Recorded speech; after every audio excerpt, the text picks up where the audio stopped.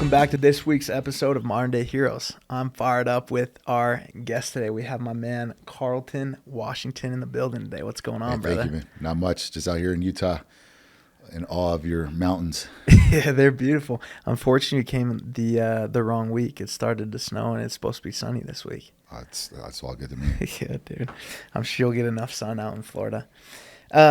Excited to have you on, man. So the essence of this podcast is to interview personal heroes and interview heroes of others.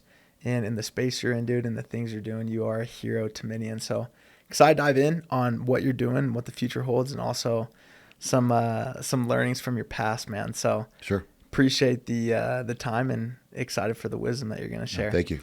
Give us the origin, give us the story of Carlton, Washington. Start us from the beginning and catch us up to speed, man. Cool. I never know how much or how little to share in this, but Dive in. I'll take you really quickly. I always tell people I was a kid that was born into foster care. I was adopted out of foster care in my first year of life by my two loving parents who picked me and chose to raise me. And they took me from the Washington, D.C. area to the Mississippi area, from Mississippi to South Florida, where I graduated high school and was lucky enough to go to school back in Washington, D.C. and to study business. And really the thing that I learned there was mostly work ethic and skills and marketing and branding skills through working as a nightclub promoter and music marketer and stuff like that. So a lot of street marketing. Cool. And, then had to go find a job, in the real world. And I started out in the banking industry and went from banking to some insurance to financial advising to real estate. And then went from that and at a time where it became very unfulfilling in terms of corporate work to a point where, I thought that I wanted to be a corporate executive, go to college. I always tell people I thought growing up that being successful was an office with a briefcase and you wore a suit to work.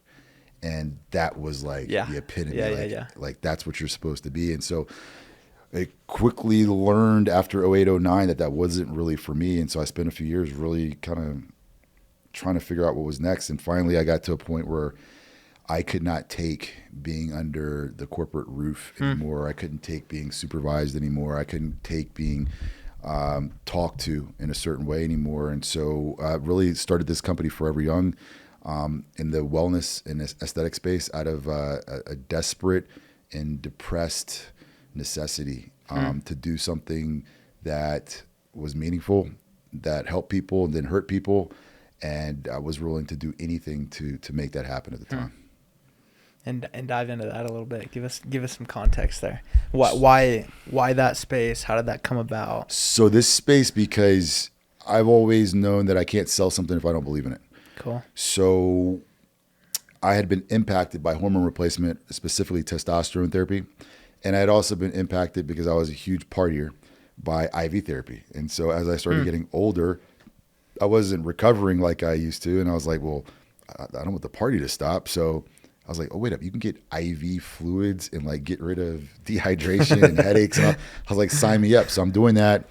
I'm also, I didn't want to get older rapidly. And I saw my peers, especially when I was at Merrill Lynch, financial advisor, everybody's just like eating at their desk and getting slow and lazy.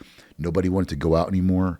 Body composition changing. So I found out about testosterone therapy. And when I started, I was able to preserve what I had for so much longer and outperform my peers in all aspects and areas of my life. So when it came time to me make a desperate decision on what to do, I was like, well, I know that works. That thing works. And it's so impactful that if I could tell a friend or a family member, get anybody just to try this, it speaks for itself. And so I trusted it enough to say, hey, look, if I'm going to go broke again, if I'm going to go and risk it all, it's got to be for something I believe in. And the belief was there and the product spoke for itself. That's cool. I recently just hopped on testosterone replacement. Awesome. 25. And it's been a game changer for me. And it's caused me to think a ton about like, dude, is this normal? Does everybody need this? In your findings and just your experience, who needs testosterone replacement is actually more than we think. Yes, absolutely. I mean, you said the number 25. I started at 28. Some people think that 25 is too young. I believe that that is an old way of thought, because maybe 25 was too young 15 years ago. Right. It is not too young now, because I can tell you, and look, I'm not a doctor or scientist. I always got to announce that. I work in the medical arena, but I am not the doctor. Sure. But I do get to look at lab work, and I can tell you, even before looking at the lab work, we can kind of guesstimate if you're hormonally optimized or not. You just look at body composition, the way someone's demeanor, how they carry themselves, their drive. But when we get into the blood work, younger men are coming in all the time now with testosterone levels that are lower than my wife, who's on testosterone therapy. Wow. Right? So what I mean is, like, you got guys coming in at 21 years old and they got like a 240 total testosterone level. That's nuts. When I was in high school, dude. Okay, see, we've just met. You see what I'm saying?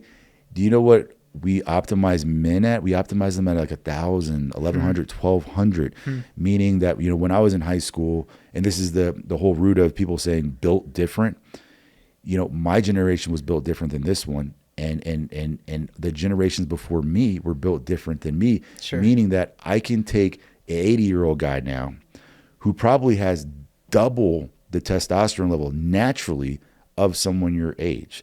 It may still be low, so maybe that guy's 440 and he's 80 years old. Wow. But he's built different. Wow. My mom, for instance, her testosterone level last time I checked was like a 70. Most of the young girls that come in are like 20. Okay? This is where you get your drive. This is where you get your ambition a lot of the time, your focus, your libido, your body composition, your ability to put on muscle and burn fat, all mood regulation, confidence. All of that is wrapped up into this. And so literally people now, I'm glad you took that step to be on therapy. But if you didn't, you would be a quarter of the man 30 years ago. Wow. A quarter. So why the rapid decline? Like, how come it significantly drops generation per generation? So great question. People ask this all the time. I'm not a doctor or a scientist. I always want to say that. Yeah, not a doctor or a scientist. But through my experience in just bodybuilding alone, one of the things I think is that if you look at what we're eating and you look at the profit models of meat and things of that nature, which I'm not against eating meat or anything like that, but bigger is better. And so if you notice, like, you know, in bodybuilding, once bodybuilders or young guys or anybody starts doing bodybuilding and they start injecting anabolics into their body, what happens? You're sending a signal to the body that you no longer need to produce this, right? Also, other things in the body, your estrogen, like prolactin, all these other different functions in the body start to go out of the norm. And so what if every time we're feeding a kid a steak or a piece of chicken, it's been on trenbolone acetate, growth hormone, all these different things, right? That we know work to build muscle, but we also know that there's a diminishing aspect to it. So what if every time your kid eats, every meal, a signal goes to the body and tells it to turn off its natural production of hormones? And then the body, once that signal dies, creates a little bit, but it's off on to the point that it's mostly off. And what if that's been happening to us for quite some time and you can't escape it anymore? That's one thing, mixed with the fact that once you started even just taking the remote control, you know, for the television, you put that on the market probably when I was, you know, in 1985, 1983, maybe 1986. Once you started doing stuff like that, imagine that was just getting up to turn the television off still burns calories, still is activity. We've made so much so easy. There's other things, I mean, lighting, all these things that now, like, look at all like these biohackers and guys who are into this data. What are they doing? They're trying to get sunlight, get red light, move their bodies as much, not eat those type of foods, supplement nutrients, right? Because we're nutrient deficient. So what if we're just toxifying like everybody at the same time? And this is the result. I don't know if that's the case, but all I know is, you know, there's a woman, Erin Brockovich. I don't know if you've seen the movie. This is the woman in Texas that exposed the company that was dumping all the chemicals in that town. I've heard of it, yeah. And she was the paralegal that got that massive lawsuit, one of the largest ever. So she's taken her time to devote to studying this problem. So she had like 214 scientists from all over the world, and they all came to the conclusion that the sex hormone decline is going to come to a point in the year 2040 in which we'll have zero sex hormone production and zero fertility rate. So that's why you see it being so difficult for people to have kids now, like never before. That's why people your age at 25 years old need hormone replacement. That's a sex hormone, man. Whoa. Right? And so it's a major problem.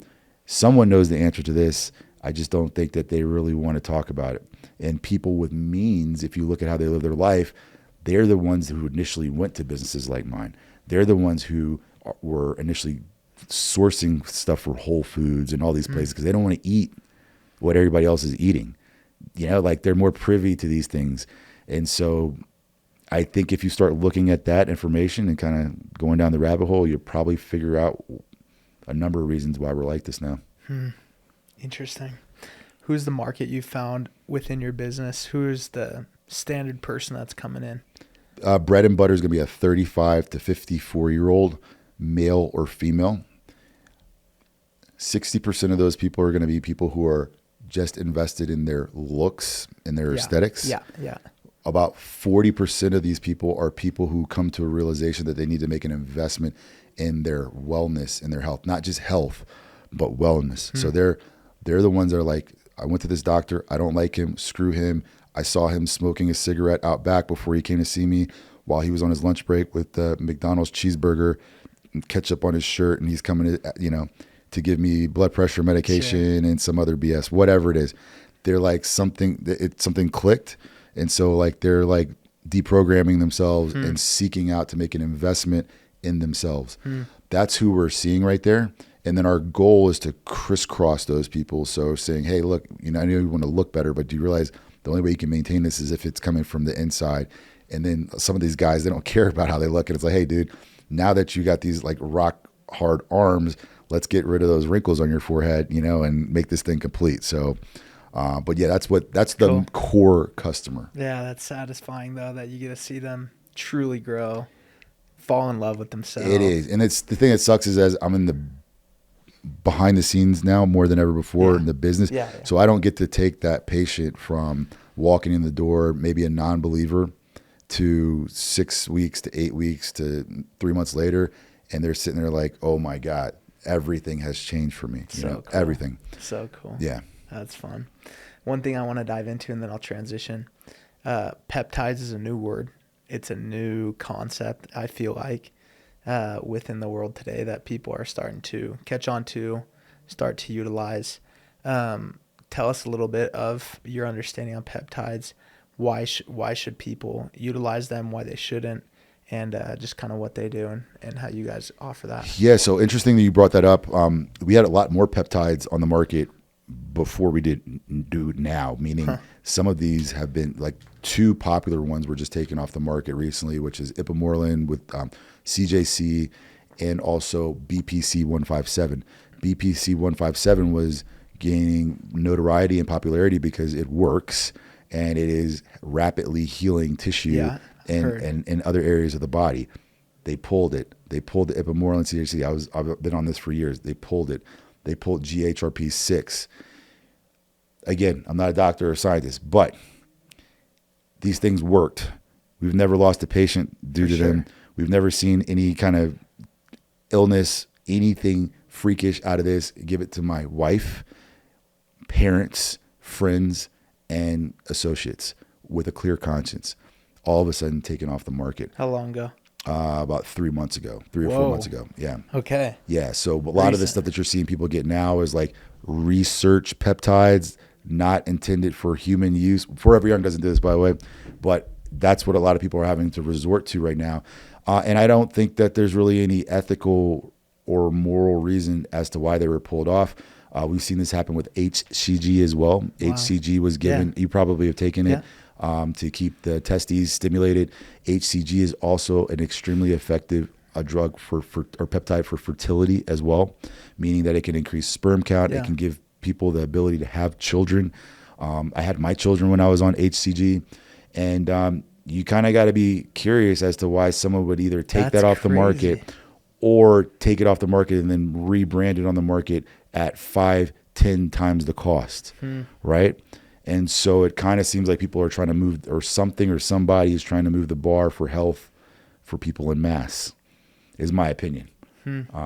It's scary, but that's what I'm seeing now. In terms of what peptides are, my understanding is, I mean, many of them are derivatives of amino acids and different combinations that cause or trigger certain results in the body, you know? So I believe, and don't quote me on this, I believe the GLP-1s, the Ozempic, Wegovy, and all that stuff, I believe those are derivative of a peptide. I believe, don't quote me on that. I've heard so. But those, they saw that they triggered something in the body, which was a diminished, craving for food, which led to weight loss. And it also, not just for food, for alcohol and other bad habits. And so that's really popular right now, but it's also extremely expensive for people, but insurance is paying for it, and it's creating a completely new market. It's a gold rush of this right now. That's being brought on while the other peptides are being brought off. And I'm curious as to why, but I haven't seen anything negative from peptides. I've been using them for 10 years. And I hope that enough people will speak up, especially with things like BPC, which are helping people heal, to bring them back. But the population of people who are wise enough to make an investment in themselves is not as large, in my opinion, as the ones who don't care about what we're talking about right now. And so I think they are louder than we are. Yeah, that makes sense.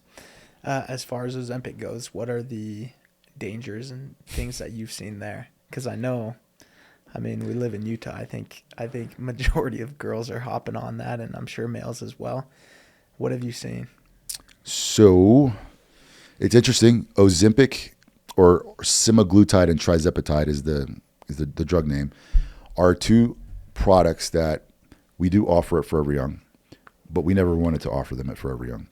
And the reason why is my business partner and I were very true to our vision of what optimal wellness and aesthetics look like, which was taking some accountability for your actions, right? Like, we always said we don't have a magic potion for you to lose weight. Sure.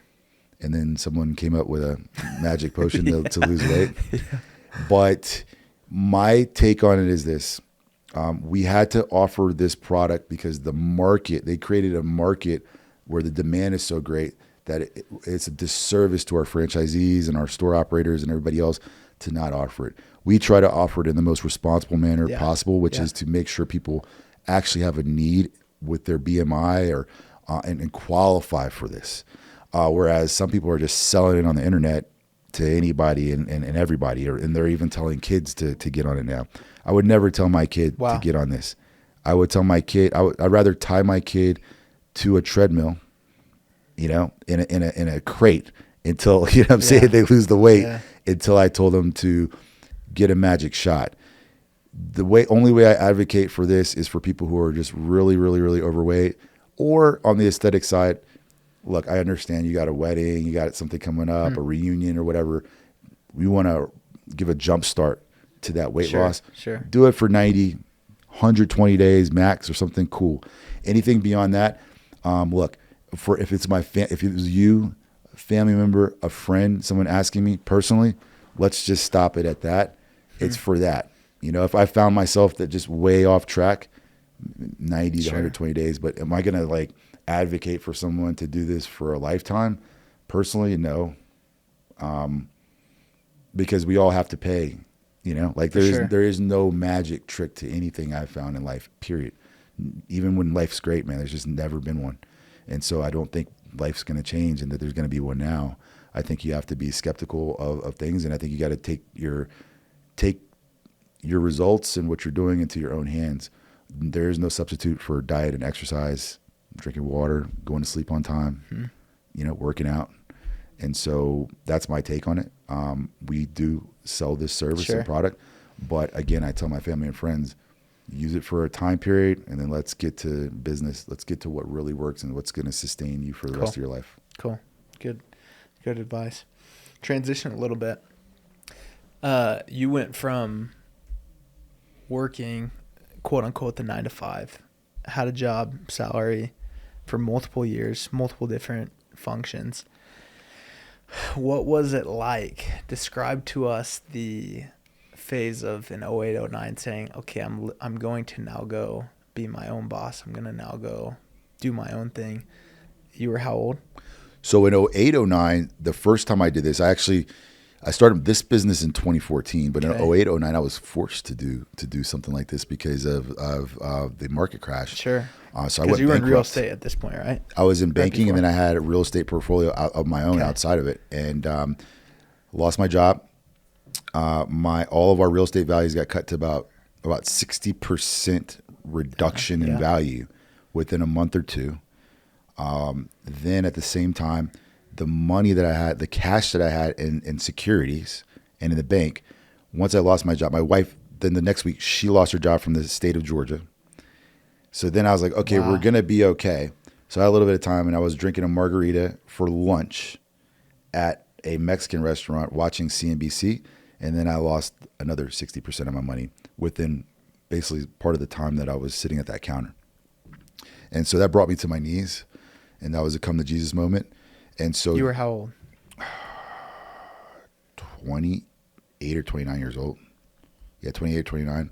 Filed bankruptcy, went back into school, and then started like an insurance and real estate business. And I got scared out of that business because I had a son that was born.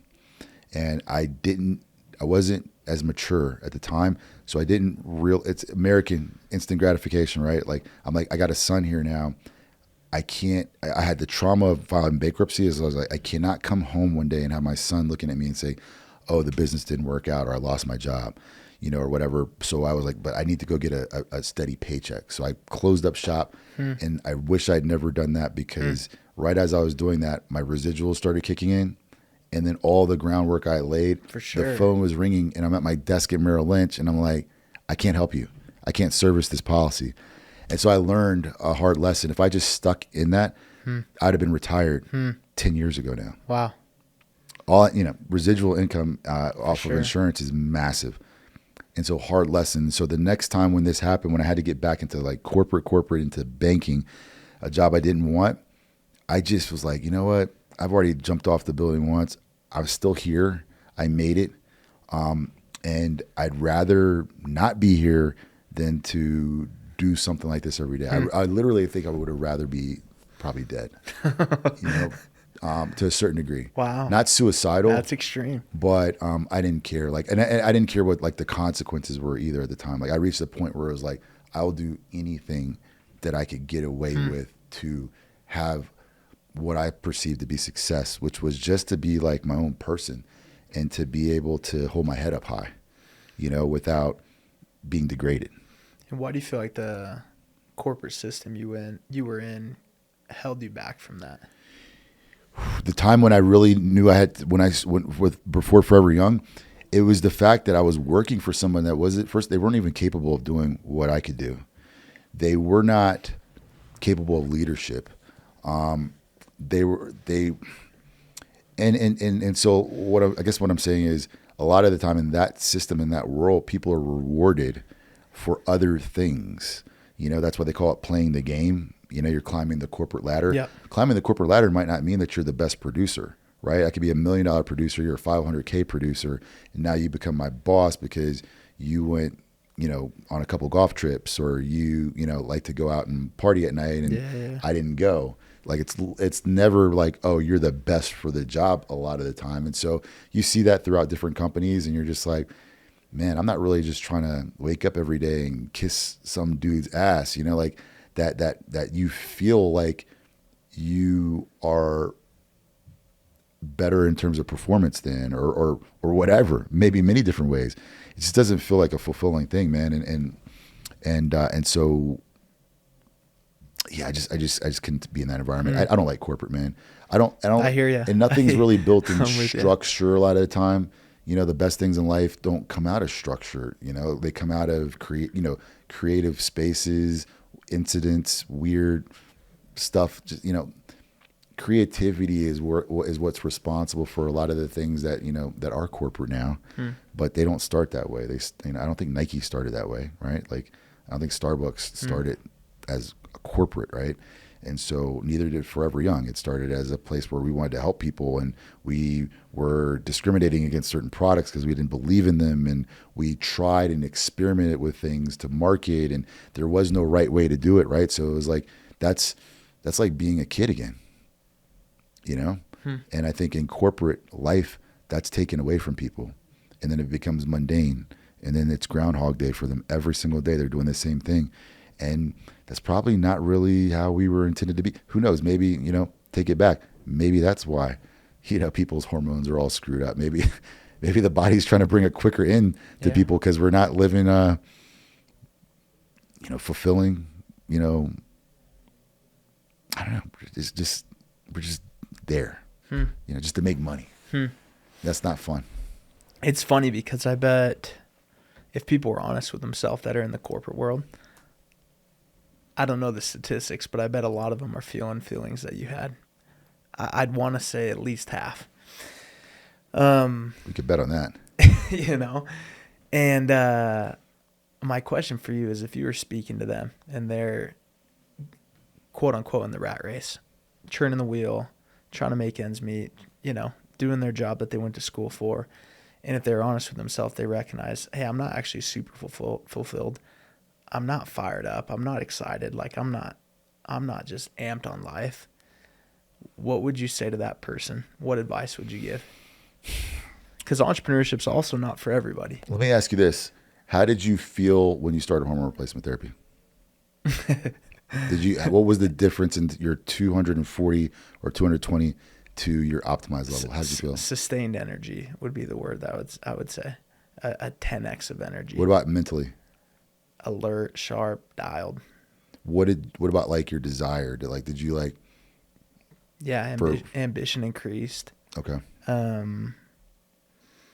I think just like overall desire to get things done is significantly higher. So would you say that version of you was definitely like a different version, right? Like would you have settled? Were the things that you were settling before hormone replacement the same things that you were the same level of things that you would be willing to settle for afterwards? No. Right? Okay. So I ask you that to say anybody that's in corporate work right now probably needs to just do a self-assessment. A lot of people that are in corporate work right now are probably scared to do a self-assessment because in their subconscious, they know what this is going to lead to. They're going to have to face it. Or they may not even have the drive or the ability right now to even do the self-assessment, meaning they're going to say, I'll do it later. Or why would I even do that? What they will do is they're going to go home and they're going to pick up, you know, their rolling papers, you know what I'm saying, and a 6-pack of beer or whatever, and they're going to kill these type of messages and thoughts in their head because it's too painful for them to think about. But if you're able to get through this part, the self-assessment part, and you do assess, talk to chat, just get it unbiased one, maybe like talk to ChatGPT about your life. I do this all the time. It's really interesting. Ask it questions about your life and have that dialogue and maybe that'll help you get a deeper assessment. It'll create you an assessment right there to get to where you need to be.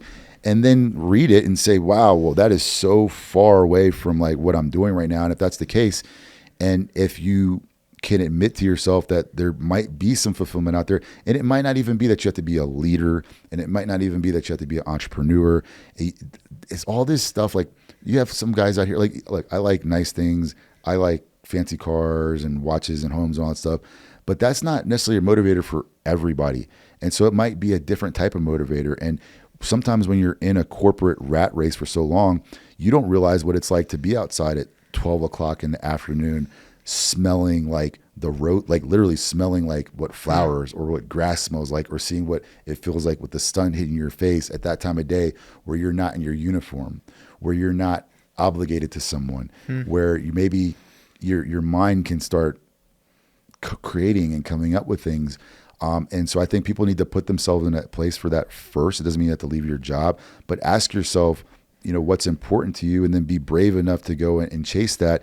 And what I find is that many people, and especially in the United States, I think we're so afraid of what's on the other side of that. But really, if you compare the life you're living now to maybe what the ideal life is for you, they probably are like night and day. Because like we're trained like Monday through Friday, must go to work, must pick up kids from school at this time, must go to, whatever. And we don't even realize that none of this stuff is anything that we want to do, and then you don't realize, or you may realize this, that if you are, in your 30s or 40s or 50s, you probably lost people by now, and you've probably spoken to someone that's had regret.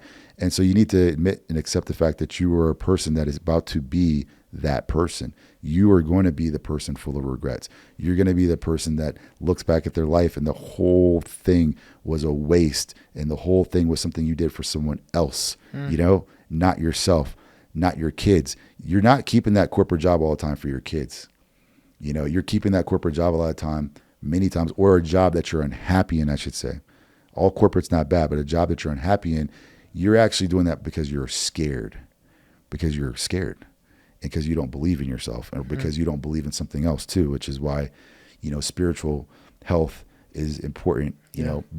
Again, not promoting a religion, but you need to believe in something. So if you don't believe in yourself, and personally, if you don't believe in God, and I don't care if it's the Muslim God or the Indian tribal God, whatever, if you don't believe in God and you don't believe in yourself, like, I can pretty much assure you that you're just sitting here kicking tires, man, on your way to the other side. Yeah. And if you can be honest with yourself, and a lot of times, sometimes when people are honest with themselves, then it's not just them. Maybe they're attached to somebody like a husband or wife who's not in tune with these things and not willing to allow the other person to. And so a lot of people are just kind of stuck. There's a lot of big decisions to make there. And most people are not willing to make these decisions because they're afraid of what's on the other side. And if you realize the fact that in the United States of America, the chances of you being homeless, like on the street, are very, very, very slim. Honestly, like, you think about it, like, most people are like not homeless, man. Most people will never be homeless, right? Look at most homeless people. Like, most of the homeless people I've interacted with in all major cities are not people who are like, I was just, at my $100,000 job, and then the next day I'm on the street. It's not like that. Sure. Like, there's like a lot of safety nets out here. And so it really just comes from people being afraid, and, fear is something that we need to stand up to, or it's going to control you forever. And so I think people need to have an honest conversation with themselves. Am I doing what I want? Am I valued here? Is this a good use of my time? Are my kids going to look up to me? Am I the person that I would look up to when I was 10 years old? Am I any of these things? Do I recognize myself? Like, what the hell am I doing here? And why am I doing it? And if you can ask yourself those questions and have a good debate and dialogue on it, maybe you'll find another job that's good for you, or maybe you are a leader, or maybe you are a person that has a business in you, and maybe the first year is going to suck, but it already sucks now. Right. You just get to drink Starbucks in the morning, and, you get to pay that nice car note to Lexus or whatever. Like, bro, like, you can get rid of that car. You can make your own coffee. You can, reduce your expenses for a while, and, and go do something you want to do. It's just getting rid of that fear, and it's easier said than done. For sure. But it can be done. I did it. I wasn't born in or prepared for this. It's just, you're deducting these things when it comes down to the things that you want, and you want to emulate people who have the things that you want. And sometimes those things that you want, you think those are things that you want, but the act of achieving them and accomplishing them will then show you that it's not what you want. Yeah. And then that's good, because now you know what you want. And so anybody can do this, but they just have to, I think, and I don't know if you're, a spiritual guy, if you got faith in anything, those biblical, for instance, I mean, I was raised as a Christian, and like in the Bible, those stories that they tell you, I don't think are told to people properly a lot of time, because it talks about sacrifice a lot, and all of those sacrifices where it's like a leap of faith, people need to understand they're talking to you. Like, you have to take that leap. You have to show this world that you believe enough in yourself and enough in what's on the other side that you're willing to do that. And if you don't, I think that's our punishment, is that we always stay where we are. You know, it takes some balls, you know, to get what you want, you know, but super scary. Yeah, very scary. Worth it. Yeah. It's interesting because I assume you went to school. Yes. Grinded, studied, As a horrible all in student. on it, and then prepared, got the job, stick with the job, tried climbing the ladder. What prevented you from having this discussion at the beginning? Well, you know, back when I was growing, I mean, look, you grew up, I was born in 1979. You grew up and you see, you know, everything's like going to college, all the fun movies are going to college, fraternity life. And then what happens after college? You get the job. What do your parents send you to school for? To get the job. So you get a good job. If you don't go to school, you're not going to get a good job. Yeah. So that's, I think that's what it was, you know? And they're like, damn, well, I'm going to disappoint my parents if I don't get a good job. Right. And I'm going to disappoint my wife if I can't keep a good job. And so there's like this whole system out there that is all geared to you getting a good job. No one's like, hey, you know, drop out of school, do what you want, grind it out for a couple of years. You're going to be really, really good at it. And then people are going to pay you for that. Or no one was like, hey, you should go and be a plumber or an electrician or an HVAC guy, and then like bring customer service to that, and then just become a millionaire and then sell that business. Like that's real. No one's out there telling you that. They used to make fun. People are just starting to realize now, they used to make fun of those people. Oh, you're going to be a plumber. You don't want to be a plumber when you grow up. It's like, I wish I had known, you know, like I would want to be a plumber.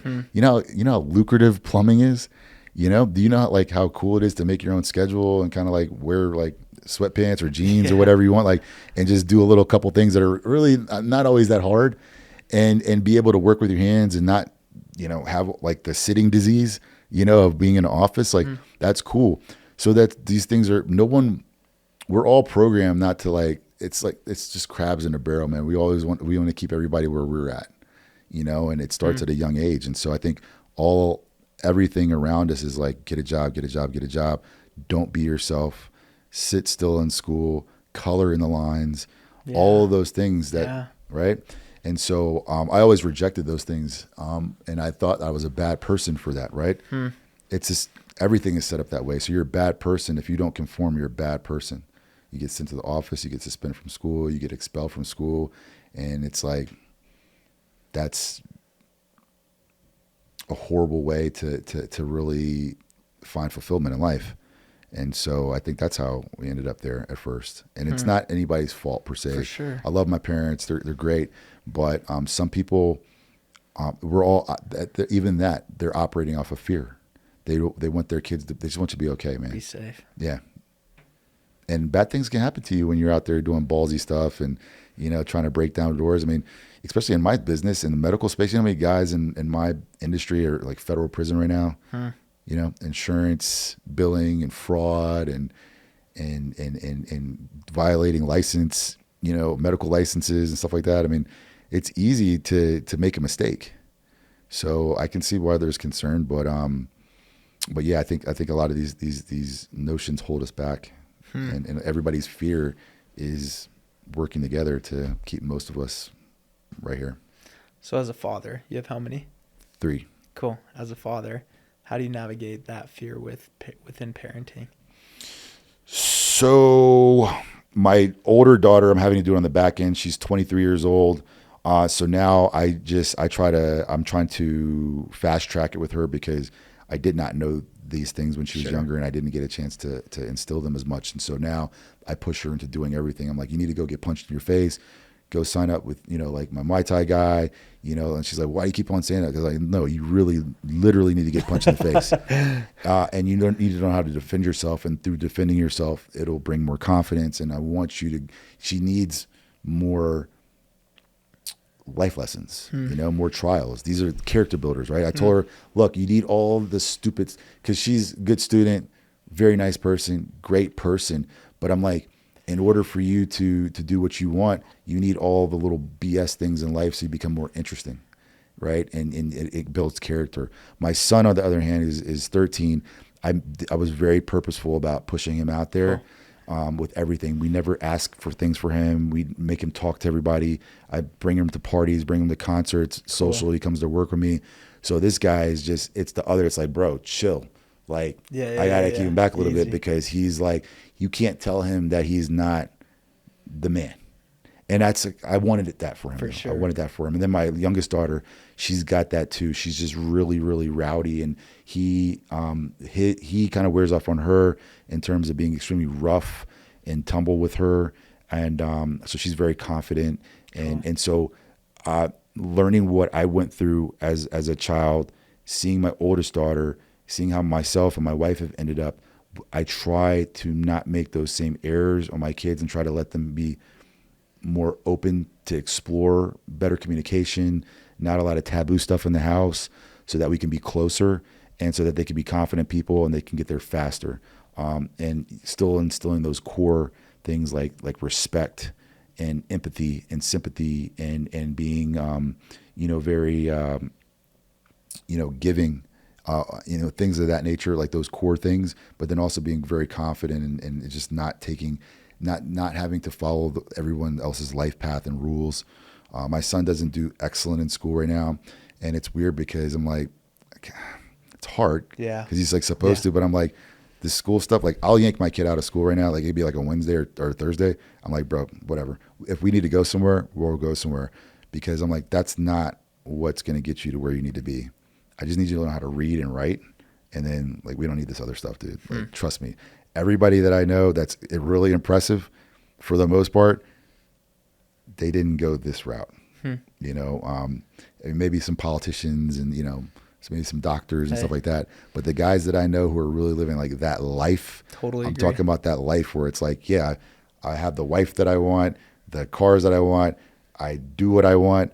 9 out of 10 of those guys totally agree. Didn't get that from sitting in class. And so that's kind of how I look at it with the kids, man, and just trying to do the best that we can. I love that. One thing you mentioned, which I can't emphasize enough, is you want your daughter to get punched in the face, physically, literally, and figuratively speaking. I think most parents today want the opposite. It's, hey, what can we do to make sure that our kids never fail, never do anything hard, never get punched in the face? And, dude, I just love that mentality where it's like, how can we get them punched in the face as many times as possible? Yeah. So they can go on and be successful. Speak to that a little bit. So I want my kids to eat those kids up for lunch, man. Literally. I want them to be extremely dominant wherever they go. And I see that as an opportunity. When I look at people who raise their kids like that, I try to tell people, look, I'm not a genius, but I've seen what works and what doesn't work. I've seen in terms of, depending on what someone wants out of life, your actions and activities need to align with what you say you want. So you say you want freedom, and you say you want more time, and you say you want your kids to be successful, and you say you want to leave a legacy or whatever it is you're doing. By shielding and protecting your kids, it kind of tells me that you don't understand what building those things take and where character comes from and where lessons really, truly come from in life. And so I don't want to be around that. I don't believe in that. I'm trying to do everything possible to make sure that my kids do experience as much as possible. I always tell people I got into a weird period in time a few years ago when I realized, living in Boca Raton, Florida, that my kids were not seeing the world as it is, including myself. So I was living in a bubble where everything was nice and there's no fights at school and everyone has a nice car. Yeah. And, we go to all these nice restaurants and we never see anything bad. And that, to me, was the most dangerous thing. It was dangerous for me. It was dangerous for my ability to connect with people, to continue to grow, to be spiritually grounded, to be able to be the person that I wanted to be, which was somebody who was philanthropic and giving back. And then for my kids, I realized what it was doing to them, that it was also unfairly, no fault of their own, turning them into exactly what I didn't want them to be, which was someone that may not be able to communicate with everybody, may look down on people, may judge someone or look at someone's situation in a way that is kind of like demeaning. And I've seen how that ends up for people. It's just not a good thing. That would be a failure on my part. And so it's very important for us to spend time in different types of demographics and in different types of situations so that they can see and understand, okay, like this is why your dad's doing this. Yeah. Your water works, dude. You know what I'm saying? Like your refrigerator, like you don't never go into bed without food. You always have power. You always have clothes. You're safe. You guys don't have to worry about getting, things happening to you at school. And the only way that this means anything to you is if you know what the opposite of that is. And so we try our best to expose for that. It's beautiful, dude. Finishing out here, you've been through this journey of corporate world, entrepreneurship, and now you're kind of on the tail end of, it seems like you're pretty hands off as far as the business goes and it's operating. You've been successful at that. Success oftentimes is defined in a lot of different ways. When I talk to you and as we've chatted over the last hour, I've noticed success as a dad, success as a husband, success in business, success in who you are physically. And it's important that I believe that you have success in all categories. If you could give 3 pieces of advice to the audience of principles of success that have helped you do all that in every category, what would it be? All right. So I wish this sounded more authentic or different than maybe something you've heard before. But when I think about how I've gotten to the place that I am, which for me is a place that I never thought was really possible. And it's not I'm not like Warren Buffett or anything, Sure. I've had some success. I've had a lot of experiences in life and I'm very happy and thankful to be where I am. And the things that have helped me to get there, and I believe would help anybody get to wherever they want. And it doesn't have to be financial success per se. It's just whatever that looks like for you, the happiness for the longest prolonged period of time that you can enjoy it before we pass away. That should be success to everyone. And the 3 things that have helped me there has just been the mind, body, and the soul. And so to break that down, the mind, not stagnating the mind. And so learning for choice instead of learning because it's required. So I know we live in a fast-paced day and age now, but I can give an example really quickly of a time where a few years ago, I started feeling stagnant. A few years prior to that, I was in a mastermind group. The mastermind group helped me be around people who were doing better than me. It challenged my thinking. It challenged my accountability. And so therefore, it gave me a leg up and it gave me some wind behind my back again because I was outside of my bubble. Once that wore off, I realized I wasn't growing longer. I'd already gone through, a graduate program, bachelor's program, high school. Okay, that's never going to happen again. So then someone put me on to Headway app. Headway app is a book app where they consolidate books down into about 20 to 25 minutes. So I said, hey, look, I'm going to do this for like 90 days. And so every day I did a book for 90 days. Next thing you know, I told my wife, I was like, something's weird. Like there was a transformation that happened within that year where I could no longer like communicate with certain people. I couldn't be in certain groups anymore. And the way I looked at everything, it changed. And I couldn't think, I was like, how did this happen? Wow. And I traced it back to that. I was like, oh shit, dude, you actually upgraded like a computer, bro. You upgraded your system. Like you upgraded to like a higher level. So now you're not the same anymore. You're not the same. And these things allowed me to communicate differently. It allowed me to communicate with a greater variety of people, but also a higher level of person. And so that it raised my status, and my life as a whole.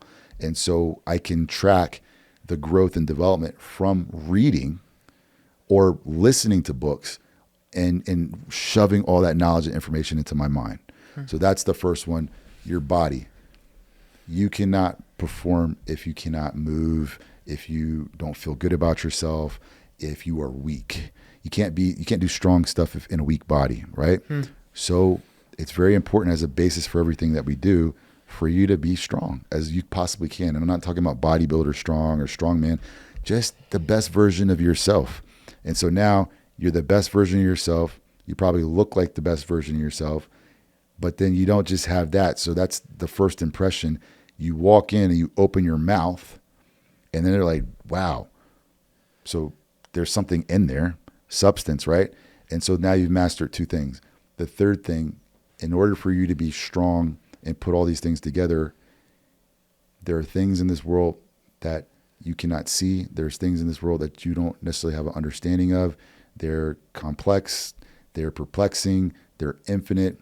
And the greatest pathway to having some understanding of that and interpretation of it is a spiritual guide or journey or knowledge. And this would go into reading as well, but it's not for your mind. It's for, wherever we say our spirit comes from, which is like here, right? And so when you're able to challenge yourself spiritually, and I'm not talking about being a saint, because anybody who knows me knows I'm not a saint, but it is acknowledgement of like universal laws, that there's a cause and reaction. There's a reaction to your actions. Out there, there's consequences. There are different aspects of life, like for instance, like being benevolent and giving actually opens up the door for opportunity for you. But you have to, it goes back to what we were talking about before, realizing that what role sacrifice plays in these things, and that this doesn't make sense to the common eye. This is something that you have to kind of be open to and flow with and have an understanding of, and it never stops. Because you're constantly evolving and seeking greater understanding. It's an infinite thing to understand. But the greater the understanding we have of that then plugs into your common knowledge that you have, that you filled up in here, right? And it rounds off the fact that now you're this body that we're in, the physical is also strong. So you become a person that is very, very hard to defeat if you have all these things, because people come at you all types of different ways. So someone might try to knock you out, but if you are strong, maybe you can defend against it. Somebody might try to, swindle you on paper in a contract, but you're too smart for that. And then some people also can tug at your soul and can do things to harm that as well. But if you're strong here and you know not to go down certain paths and put yourself in certain situations, again, I'm not perfect at doing this, but when there's an acknowledgement of it, it provides like accountability for all these things. And this has been the greatest defense that I've had throughout my life. And it seems to be getting better and better the more I dive into these things. And so that would be my advice to someone: take it or leave it. I tell everybody though, when I go on someone's show, none of these things are secret. Some of these things you've heard before. The funniest thing is that your audience, no matter what the audience is, I don't care if I'm sitting here with Tony Robbins or whatever, they're just not going to do it. 95% of these people are not going to do it. And it goes back to what we were talking about before. It's like, because they're just like in a slump. It's painful to acknowledge these things, because your body sees all of this as like a attack on its comfort, and nobody wants to be uncomfortable. So you got to get a little uncomfortable to start your journey down these things. I'm not at the best place right now because I've stopped reading the books. I'm so caught up in other things right now. So I've hit another pause, but I know to get to the next level, I'm going to have to say, hey, look, like, you're going to have to go back in the hole. Back to the basics. Yeah. It's awesome. Mind, body, spirit. I love it, man. If we want to reach out, if we want to connect with you, if we want to follow you, where's the best place to do so? I use Instagram as my business card. So Instagram, that's at Carlton, CARLTON _ Washington _ on Instagram. And I use my LinkedIn, Carlton Washington. And I'm pretty accessible there. I don't charge for anything. I don't have any classes, courses, or anything right now. I'm just kind of just trying to figure out what's next, and using this as a way to meet people like yourself and try to build on the next chapter of my life. So It's awesome, man. We're Yeah. excited to see the journey, and we're grateful for your time. We're grateful for your wisdom, man. Thanks for coming on today. No, I appreciate you. Thank you. Appreciate you, brother. Thank you.